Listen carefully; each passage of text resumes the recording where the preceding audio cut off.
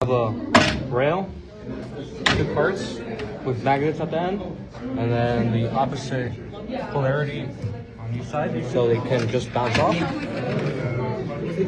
bounce off.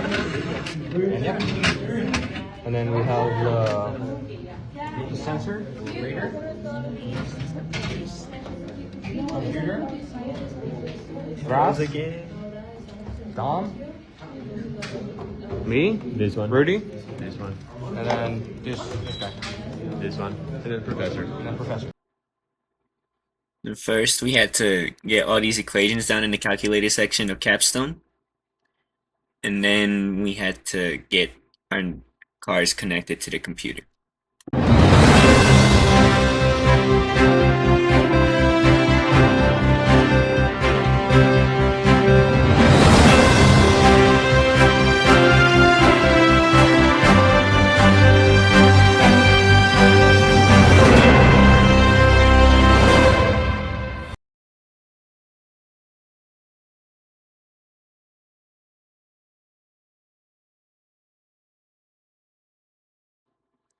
Due to our computer crashing and not being able to reboot, we were instructed to join another group, and we joined these gentlemen right here, and this is us planning out how we're going to do this as a group.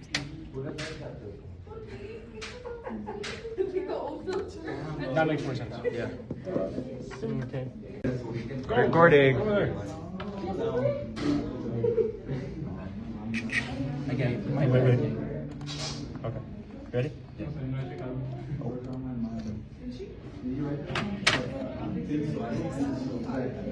And that was a different weight? Yeah. Okay.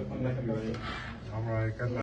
These are the two equations we used during this lab to find momentum, which is mass times velocity, and kinetic energy, which is 1/2 mass times velocity squared. And it's very cool. Oh my gosh. Isn't that great? Just went up yesterday. Wow. Think Joe Biden would do this? I don't think so. Do you think he'd think of it? Do you think he knows what it is? Wow. No, but This is the spreadsheet where all of our data was taken for this lab. We have the same weight, different weight, elastic and inelastic collisions before and after. We also have the same weight percent difference and the different weight percent difference, with it being for the same weight inelastic collision 43%, and different weight difference for the inelastic collision for the kinetic energy is 37%.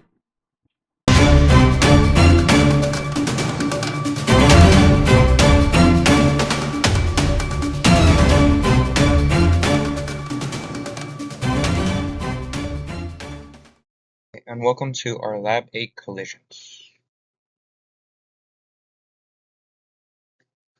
Breaking news from our physics labs. We successfully produced a near-perfect elastic collision.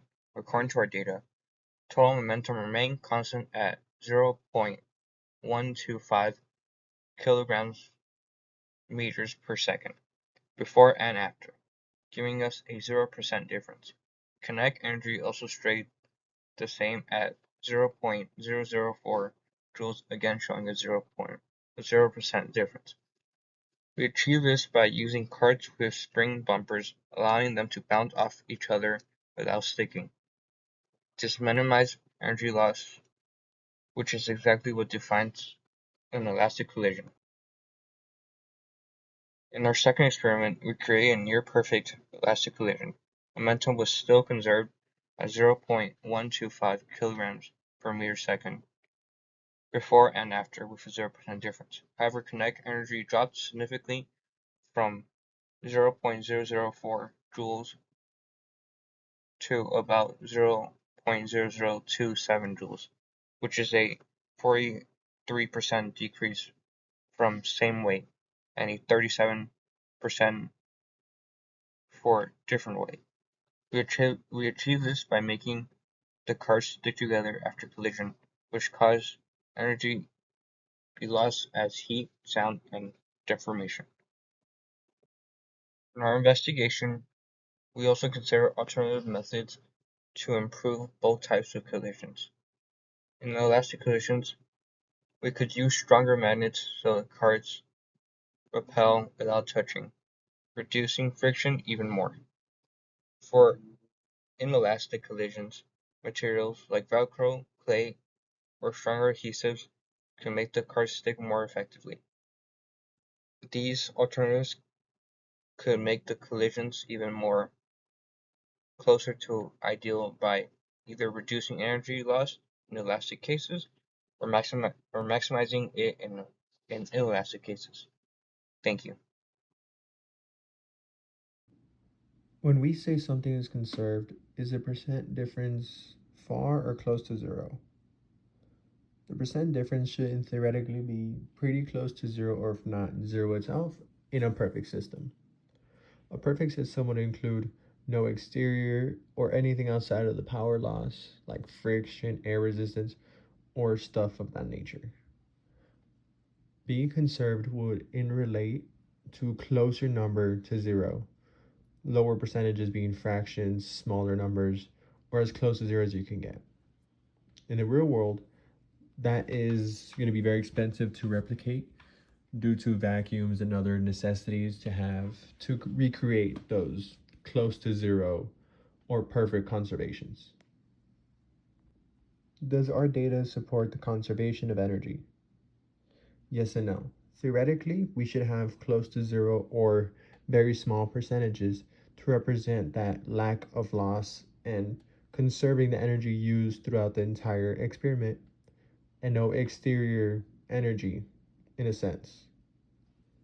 But since ours is not a perfect example, there was some difficulties setting up and continuing the experiment. You could say yes, it does conserve some energy and it does show that there's a consistency there. But no, it does not have a close to 0% or close to a small number in that percent we're referencing. In this experiment, several factors affected our results, including friction between the cards and the track, slight air resistance, and measurement errors from the sensors. Additionally, the track may not have been perfectly level, and the collisions themselves were not perfectly ideal, causing some energy to be lost as heat or sound. These factors mainly impacted the kinetic energy of the system. Based on our data, momentum was conserved in all trials because the percent difference between the initial and final momentum was very close to zero. This is expected since momentum is conserved in both elastic and inelastic collisions when no external forces act on the system. However, kinetic energy was only conserved in the elastic collisions. In those cases, the kinetic energy before and after the collision was nearly the same, with the percent difference close to zero. In contrast, during inelastic collisions, the kinetic energy decreased significantly, as shown by large percent differences of around 43% and 37%. This indicates that some of the kinetic energy was transformed into other forms of energy, such as heat or sound. To determine whether a quantity was conserved, we used percent differences in our criteria. If the percent difference was close to zero, we considered the quantity conserved. If the percent difference was large, we concluded that it was not conserved.